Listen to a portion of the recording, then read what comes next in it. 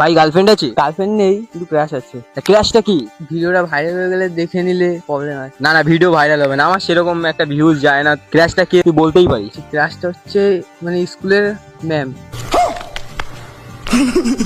ও আগে একবার এরকম একটা স্কুলের ম্যামকে পছন্দওয়ালা ছেলে পেয়েছিলাম, তাদের ভালোবাসা মিলিয়ে দিয়েছিলাম। अच्छा আজকে তোরটা ট্রাই করবো। तो साला बहुत नीच आदमी रहे। ম্যাম তোর থেকে কত বছরের বড়? তাও 10 বছর।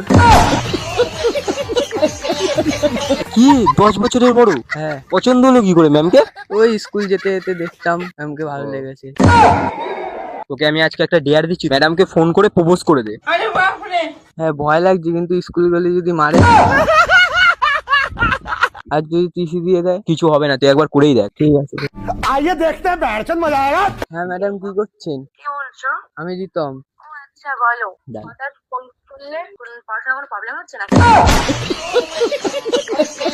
না, পড়াশোনা হচ্ছে না, মনে হচ্ছে। মনে বলতে মানে অন্যরকম একটা ফিলিংস হচ্ছে। কিরকম ফিলিংস? তাই আপনি তো বুঝতেই পারছেন, ব্যাপারটা বুঝুন। गजब टू बाज आदमी। আপনি তো বুঝতেই পারছেন, বোর্ডের দিকে না তাকিয়ে আপনার মুখের দিকে কেন তাকাতাম। এগুলো তুই কি বলছিস? তুই আমার থেকে 10 বছরের ছোট, তুই আমার হাঁটুর বয়সী। আর যদি তুই ঠিকঠাক বয়সে বিয়ে হতো, তাহলে তোর মতো একটা ছেলে হতো আমার। কথাবার্তা ভেবে বলছিস তো? ভালোবাসা তো বয়স দেখে হয় না, মনটা শুধু তোমাকেই চায়। আচ্ছা, এখন তুই কি বলতে চাচ্ছিস? আপনার সাথে রিলেশনে যাব।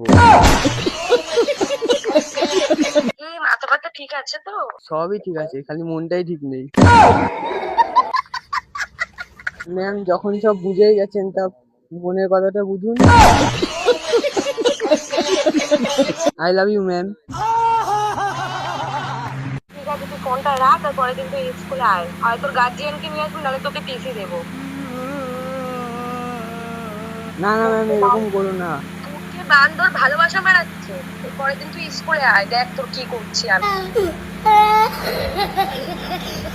ওখানে বয়সে 10 বছরের বয়সের ম্যামকে ও প্রপোজ করছে, পড়াশোনার নাম নিয়ে এদিকে ভালোবাসা করছে। গার্জিয়ানকে নিয়ে স্কুলে আসবি, মাথায় যেন থাকি। স্কুলে আর মেয়ে পাসনি, তুই শেষমেশ ম্যামকে প্রপোজ করছিস। দেখাচ্ছি ভালো করে, ভালোবাসা পেছন থেকে বের করবো একদম। প্লিজ আমাকে ক্ষমা করে দাও। ভাই তোমার ম্যাম তো রাজি হলো না। আর ব্যাংক, তোমার চক্করে আমার ক্লাসটা চলে গেল। বাড়িতে কি হবে জানি না। এখন তো আর স্কুলে যেতে পারবো না, বাড়ি থেকে হয়তো পালিয়ে যেতে হবে 1 মাসের জন্য।